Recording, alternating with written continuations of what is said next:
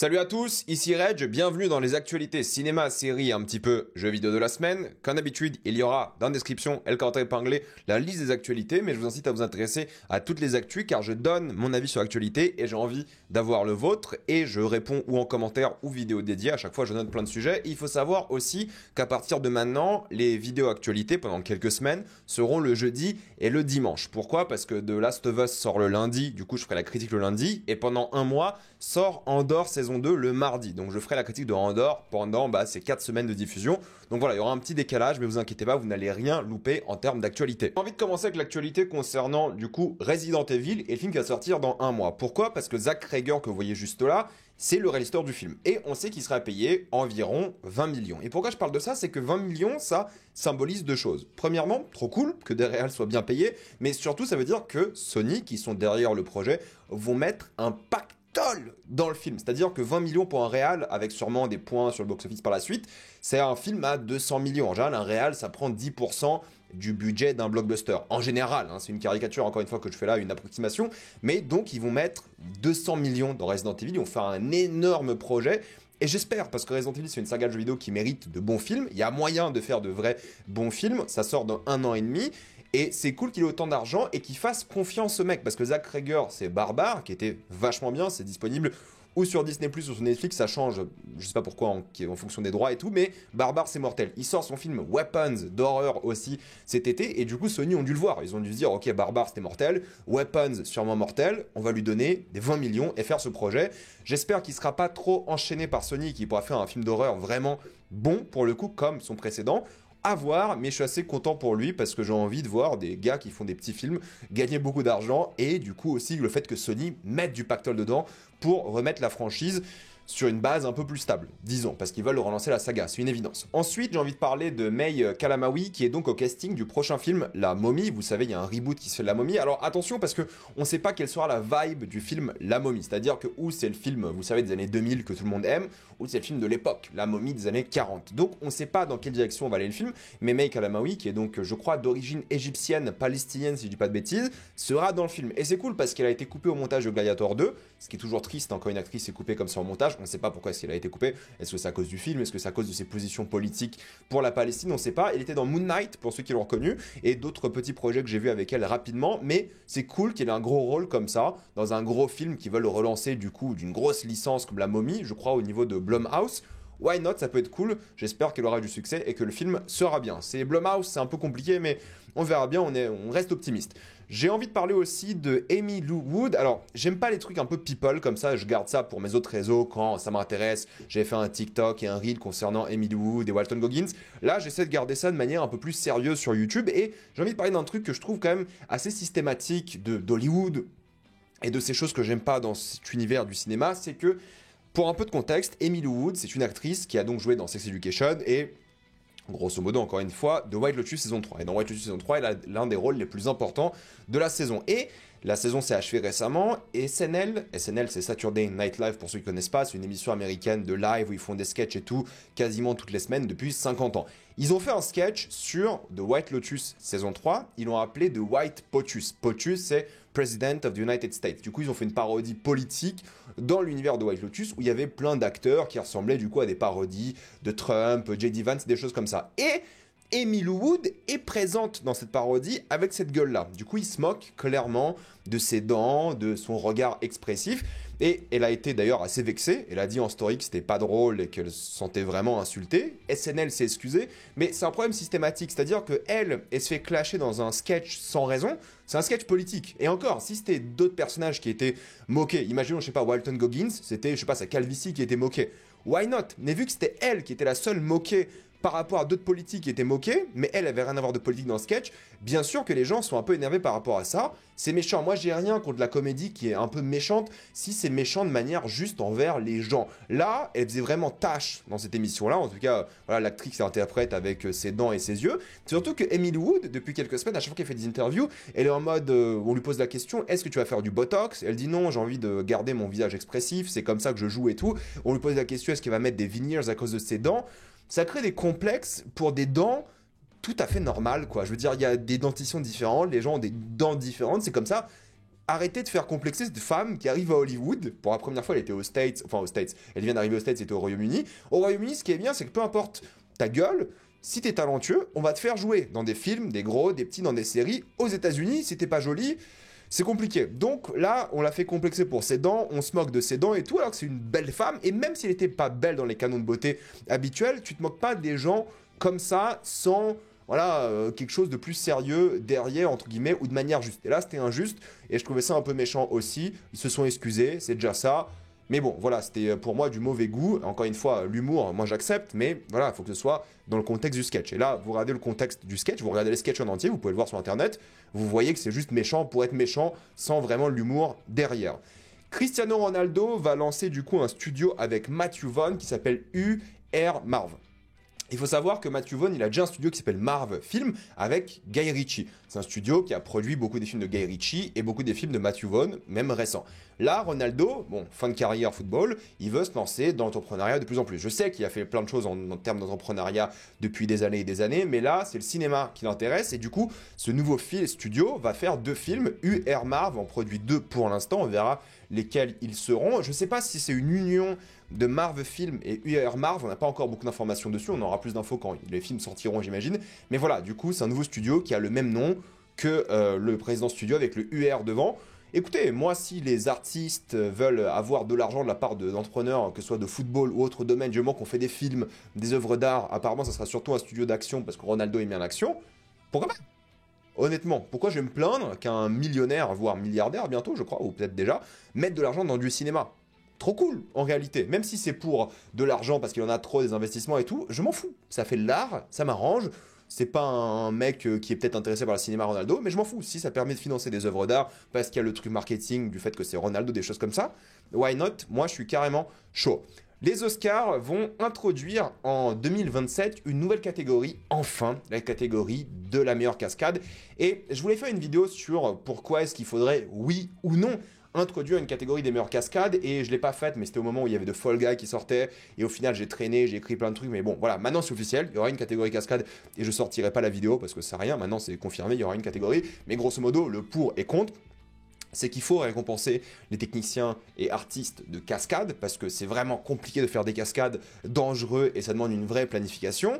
C'est ça l'argument principal, ce serait bien qu'ils soient récompensés comme des acteurs et autres. Mais de l'autre côté, le problème, c'est que si tu donnes une récompense pour la cascade la plus dangereuse, la plus impressionnante et des choses comme ça risque de motiver des studios, surtout de merde, qui vont pas avoir des règles très spécifiques et strictes par rapport à la sécurité, de faire des cascades de plus en plus folles pour gagner une récompense, pour gagner un Oscar, et donc peut-être blesser et tuer des gens. Parce que même dans les productions les plus safe au monde, il y a des accidents. Il y a des gens qui meurent, qui sont amputés, qui sont paralysés. Ça arrive régulièrement, mine de rien, malheureusement. Moins en moins avec le temps parce qu'on met encore plus de sécurité. Peut-être les Oscars vont être extrêmement stricts par rapport aux sécurités. Ils vont dire, ok, si vous respectez pas tel et tel critère, il n'y aura pas d'Oscar. Peut-être. Mais du coup, c'est le risque. On va motiver les gens à faire des cascades de plus en plus folles pour le prestige à l'Oscar. Et l'autre côté, c'est bien de les récompenser. Donc moi, je suis d'accord, je suis assez content pour ça. Mais en même temps, un peu méfiant de me dire que peut-être le résultat peut être négatif sur le long terme. On verra bien, de toute façon, si c'est négatif, les Oscars vont juste enlever la récompense comme ils ont fait pour plein d'autres récompenses. On verra bien, bonne ou mauvaise chose, le temps nous le dira. Mais je suis content qu'au moins les cascadeurs, c'est pour ça que j'ai mis une photo de Tom Cruise, soient récompensés. Et j'aimerais bien qu'ils donnent des Oscars vraiment d'honneur de l'époque, genre Buster Keaton, il mérite un Oscar de cascadeur et des choses comme ça. Tom Cruise aussi peut-être, ou au moins l'équipe derrière Tom Cruise. Et on va voir comment ils vont décider qui gagne la récompense. Est-ce que c'est l'acteur qui fait la cascade? Est-ce que c'est l'équipe de cascade? Est-ce que c'est le stunt coordinator? Enfin bref, il y a plein de questions à se poser. Ils ont le temps, c'est en 2027, ça sera pas pour tout de suite, mais c'est pour les 100 ans des Oscars. Et je trouve que le symbole est joli de donner une récompense de la meilleure cascade pour les 100 ans. Le comité du Festival de Cannes, le Festival de Cannes pour rappel c'est du 13 au 24 mai 2025, donc bientôt, mine de rien, et non je ne serai pas présent, j'ai pas le temps, j'ai des vidéos à faire, mais voilà, parce que je sais qu'il y a des gens qui vont demander, je ne serai pas présent, mais je vais suivre quand même, comme chaque année, les films, les retours, les critiques et tout, et j'en parlerai dès que j'aurai vu les films. Mais encore une fois, ce qui est intéressant, c'est que pour cette année-là, du coup, prévoir tous les films, le comité du Festival de Cannes a vu 2909 films. C'est pas l'Académie des Oscars qui ferait ça. À chaque année, ils doivent regarder 50 films, ils sont pas capables. 2900 films cumulés, pas chaque membre, mais cumulés. Donc c'est pour vous dire que ça vient du monde entier, ces fameux films, ces festivals. Et on a donc la liste de la sélection officielle. Voici donc tous les films en sélection et compétition officielle au Festival de Cannes. Il y en a plein que vous connaissez, ou par le nom de réalisateur, ou parce qu'il y a déjà des bandes annonces, comme Eddington, qui a montré un petit teaser, c'est le film avec Joaquin Phoenix, Austin Butler, de Ari Aster, son prochain film. On en parlera lorsqu'il y aura plus d'informations. Le film devrait sortir cet été normalement, mais il sera en compétition à Cannes. The Finishing Scheme de Wes Anderson sera aussi en compétition. Il sort du coup la semaine après le festival en France. Alpha de Julia Ducournau, qui a gagné la Palme d'Or d'ailleurs pour Titane, et qui a fait Grave aussi. Il y a plein de réals que je ne connais pas beaucoup ou pas du tout, comme Carla Simon, Jafar Panahi, Olivier Lax, Tariq Saleh. Il y a des films que j'ai vus deux. Je crois qu'il y en a un qui a fait Le Caire, si je ne dis pas de bêtises, ou c'était quoi, les Espions du Caire. Il y en a un dans la liste, je ne sais plus c'est lequel, qui a fait du coup La Nuit du 12. Bref, il y a des réals que je connais un petit peu, mais pas assez. Il y a les frères Dardenne qui refont un film, Mario Martonnet, Masha Chilinski, Sergei Lonitsa, Kleber Mendoza Filho, Shi Ayakawa, Olivier Hermanus qui fait The History of Sound avec du coup Paul Mescal et Josh O'Connor, ça peut être intéressant. Dominic Moll, Joachim Trier qui revient du coup avec son film Valeurs sentimentales, il avait déjà fait du coup le très bon Julie en 12 chapitres qui était vachement bien. Pour le coup, la petite dernière de Afsia Serzi qui a donc été césarisée récemment pour son rôle, donc en tant que meilleure actrice, c'était cool. Et Kelly Richard qui fait un film sur la guerre du Vietnam, si je dis pas de bêtises, de Masterman. Donc il y a plein de réals qui vont être intéressants. Il y a le Richard Linklater qui fait son film sur Godard et sur le making of du coup de À bout de souffle, le film qui s'appelle du coup Nouvelle Vague. Il y a plein de choses intéressantes qui vont être bien. Je vous tiendrai au courant de à quel point ces films sont bien, les retours. Je vous mettrai des news évidemment comme chaque semaine. Ça peut vachement vous plaire et être intéressant. Et j'essaie de regarder le plus de films possible. En général, Cannes, en fonction de la distribution des choses comme ça, les films montrés sont diffusés entre mai et mai de l'année prochaine. Il y a encore des films de Cannes de l'année dernière qui doivent sortir au cinéma, pour vous dire. Voilà. Donc ça peut prendre un temps avant de les voir, mais parfois il y a des séances exclusive au cinéma, c'est-à-dire pendant la semaine de Cannes, il y a plein de cinémas qui vont diffuser des films de Cannes. C'est possible, ça existe, faites bien attention à ça. Dans les autres catégories, pardon, je suis allé un peu vite, il y a plein de choses qui sont intéressantes, comme, je sais pas, Harris Dickinson qui sort son premier film, et plein de gens qui vont sortir du coup leur premier film. Il y a des gens qu'on connaît pas, parce qu'ils sont leur premier film, mais ils sont pas encore connus. Il y a des gens comme Scarlett Johansson qui sort son premier film aussi. Ça peut être intéressant, donc c'est des choses à regarder, à analyser. Je vous tiendrai au courant des choses qui ont de bons retours. Et il y a aussi des films hors compétition, comme le prochain Clapiche, le Spike Lee, Highest to Lowest, qui est donc un film qui est un remake du Kurosawa, qui est un énorme chef-d'œuvre hein, pour le coup High and Low. Il y a le Mission Impossible, pour le coup le Final Reckoning de Macquarie, qui est diffusé. Et il y a aussi le Vie privée de Rebecca Zlotowski. Mais ça, c'est hors compétition, mais ils sont quand même diffusés à Cannes pour ceux qui vont y aller. Et pour ceux qui se posent la question, c'est Robert De Niro qui recevra la palme d'honneur du Festival de Cannes cette année. Mérité, voilà. Qu'est-ce que vous voulez dire de plus que extrêmement mérité, l'un des plus grands acteurs américains de l'histoire du cinéma. C'est cool qu'il soit récompensé par le festival. Enfin, Minecraft explose absolument tout, hein. Bah, vous le savez, j'imagine, mais c'est un énorme succès au box-office. Il faut savoir que le film est déjà à 550 millions au box-office international pour un budget de 150 millions, donc énorme succès. Une suite est déjà prévue, c'était sûr, ils n'ont pas encore signé le contrat, mais je pense qu'une suite sortira d'ici 2 ans sans problème. Et ce qui est le plus impressionnant, c'est que 50% de baisse d'une semaine à une autre. En général, quand un film aux États-Unis baisse de 50%, c'est un bon bouche à oreille, pour vous dire. Avatar 2, c'était 50%. Donc le bouche à oreille de Minecraft est très bon, ce qui est une surprise, un choc me concernant. Mais voilà, le film cartonne, il va peut-être pas arriver au milliard, les estimations disent 900-950 millions, mais c'est déjà un énorme succès. Et du coup, bah, la Warner vont faire plus de films comme ça. On a aussi une surprise côté américain avec une sortie uniquement américaine pour l'instant. C'est The King of Kings, un film sur Jésus adapté de Charles Dickens avec Oscar Isaac dans le rôle de Jésus, qui a coûté 5 millions de budget et qui a rapporté déjà 20 millions. Les films chrétiens marchent beaucoup pour le coup aux États-Unis. Il reçoit des bonnes critiques pour le coup, donc moi je pense que je regarderai. Je suis pas fan du coup de l'animation, mais moi je suis ouvert à tous les genres de films, donc pourquoi pas un film sur Jésus. Why not? À voir ce que ça va donner. The Amateur aussi, dont j'ai fait la critique sur ma chaîne, est à 32 millions pour un budget de 60 millions. Ils ont enfin révélé le budget. C'est pas terrible pour le coup, c'est pas un film qui allait marcher énormément. Il devrait faire à peu près quoi, 150 millions pour être rentable. Je pense qu'il n'y arrivera pas. Mais je peux comprendre, le bouche à oreille est pas excellent. À voir dans les prochaines semaines. Pour l'instant, c'est que le début. J'en ai fait une critique, encore une fois, je vous ai dit ce que je pensais. Voilà, je suis curieux de voir ce que ça va donner. Je pense que c'est le genre de film qui mérite de faire un peu d'argent tout de même, c'est-à-dire que c'est une idée originale, un truc un peu différent, enfin s'adapter d'un truc, mais c'est pas une nouvelle licence entre guillemets. À voir ce que ça va donner. Et on a aussi Fanon en France qui cartonne tellement qu'ils ont ouvert de plus en plus de séances chaque semaine. J'en ai fait aussi une critique sur ma chaîne pour les curieux avec 76 000 entrées au total. Mais c'est un film qui n'était pas du tout prévu pour autant marcher et je suis content parce que je pense que c'est un film important et il a fait une augmentation de 76% d'une semaine à une autre. Vous avez vu Minecraft, j'ai dit qu'il y a une baisse de 50%. Fanon a fait 76% de plus, donc le bouche à oreille est absolument excellent.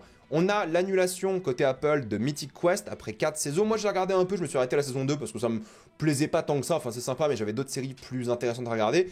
La série a été annulée et apparemment ils vont sortir cette semaine un épisode final updaté.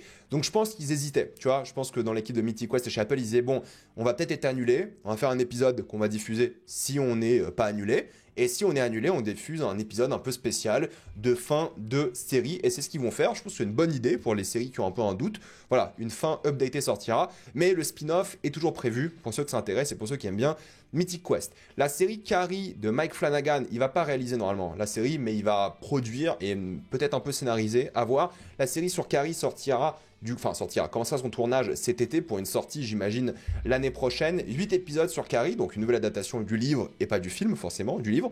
8 épisodes de Carrie, je sais pas, moi j'aime bien le film de Brian De Palma, je trouve que c'est un très bon film d'horreur. C'est Brian De Palma, horreur, c'est assez court en plus, Carrie.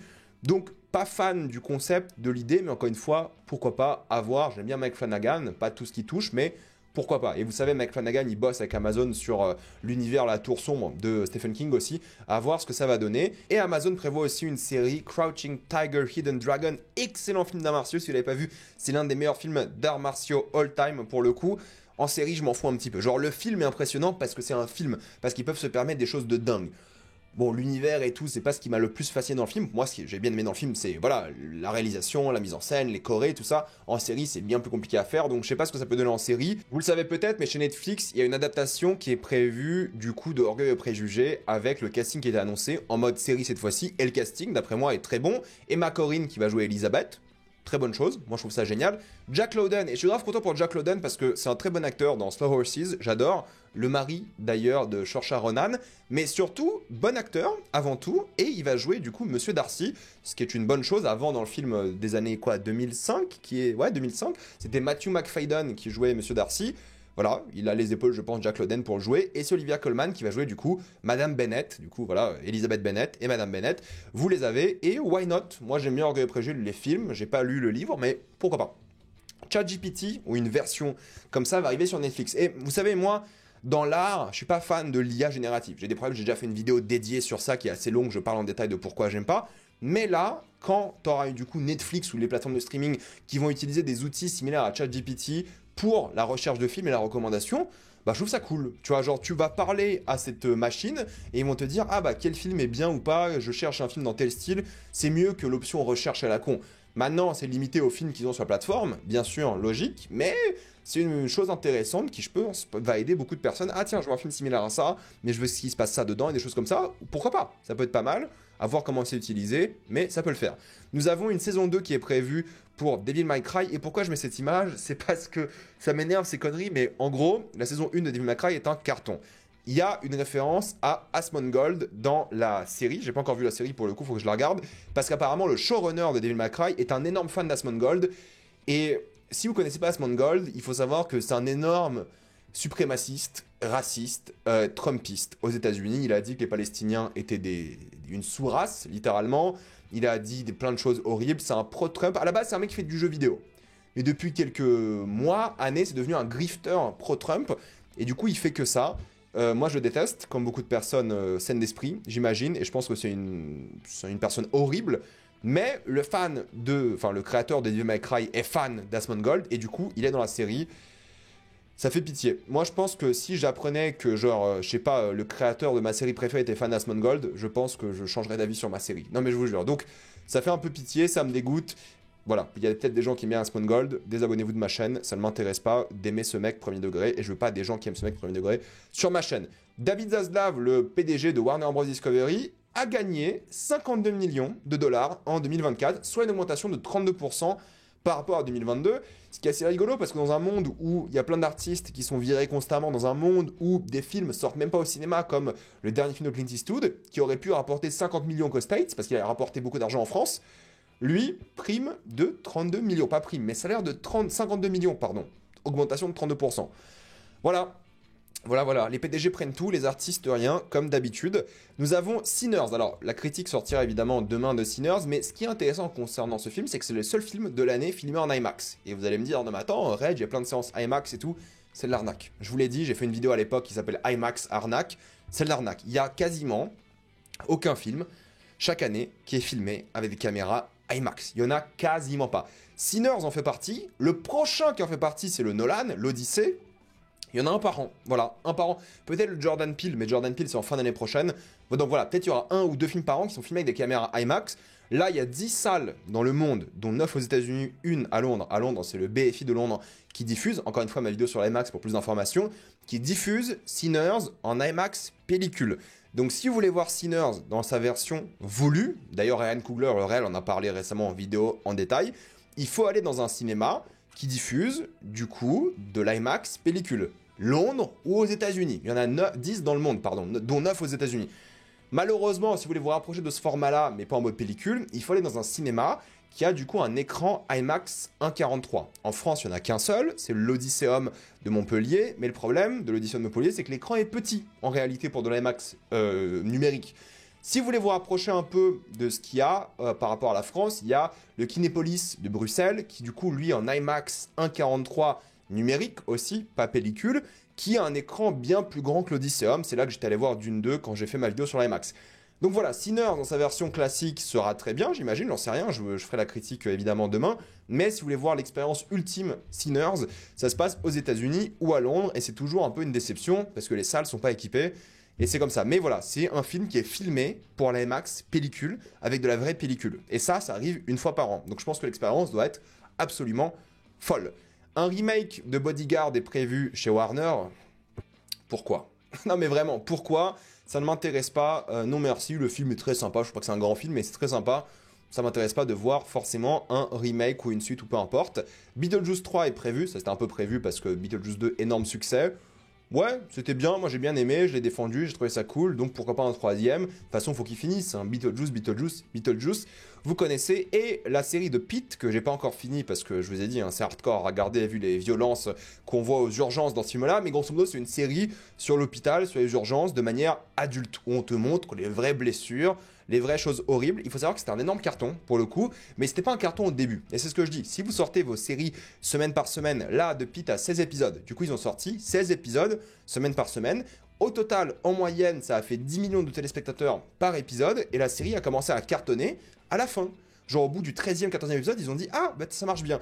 Ils ont promis qu'ils allaient sortir une saison par an. Pourquoi? Parce qu'ils peuvent. C'est des épisodes qui se filment, en tout cas de manière assez rapide. Je veux dire, c'est un hôpital, c'est un studio et tout. Ça se filme vite. Ils vont sortir une saison tous les ans en janvier. Donc, en vrai, trop cool. C'est bien d'avoir des séries qui ont beaucoup d'épisodes, qui sont simples à tourner, qui sont intéressantes. J'ai pas encore fini, hein. Pour le coup, je suis à l'épisode 5 ou 6. Why not? C'est bien. Succès, je pense, mérité. Et c'est cool parce qu'il faut laisser vivre vos séries. Si vous sortez tout en binge-watching, vous laissez pas la chance à vos séries, elles vont jamais cartonner. Il faut laisser le temps des séries de cartonner. Je vous l'ai dit, Industry, ça a mis 3 saisons à cartonner. Il y a plein d'exemples comme ça, mais HBO et Max, ils laissent le temps, et ça, je respecte, et j'aime beaucoup. Succession, ça a mis du temps à cartonner aussi, par exemple. Quelques actualités de jeux vidéo avec Bungie qui a montré son prochain jeu qui s'appelle Marathon, qui est un jeu multijoueur uniquement, ce qui est peut-être décevant pour les fans de Bungie. J'ai vu le truc, je me suis dit, ça c'est pas un free-to-play, ça va coûter 40 balles ou 50 balles, on sait pas encore, on dirait un free-to-play. Je suis désolé d'être méchant comme ça, mais ça donne pas du tout envie. Je sais pas si les fans de multijoueur ont envie d'y jouer. Moi ça m'a pas du tout intrigué, je me suis dit ok, j'ai déjà l'impression d'avoir vu ce jeu 20 fois avant, pas d'intérêt me concernant. Ensuite nous avons David Fincher qui a réalisé une publicité pour Xbox. Et on ressent vraiment le côté David Fincher dans la pub Xbox. Voilà, c'est juste une anecdote, c'est sympathique, ça dure 1 minute, c'est cool, elle est bien, l'esthétique est présente. Why not? Et vous savez que les réalisateurs, lorsqu'ils font des pubs, ça rapporte un max d'argent, contrairement à parfois des films. William Roberts, la voix de Vesemir, du coup en anglais, est décédé. Une pensée à lui qui m'a fait rêver dans The Witcher. Voilà, je pense souvent à lui, à sa voix, à son mentorat. Donc encore une fois, une petite pensée à lui et sa famille. Le prix de la PS5 a augmenté. Ah bah c'est rigolo ça. En Europe, le prix augmente. Ça c'est les anciens prix, vous voyez. Maintenant la PS5 classique elle coûte 550 €, ce qui n'était pas le cas avant. Mais la digitale, elle coûte plus 400 €. Elle coûte 500 balles aujourd'hui. 500 balles.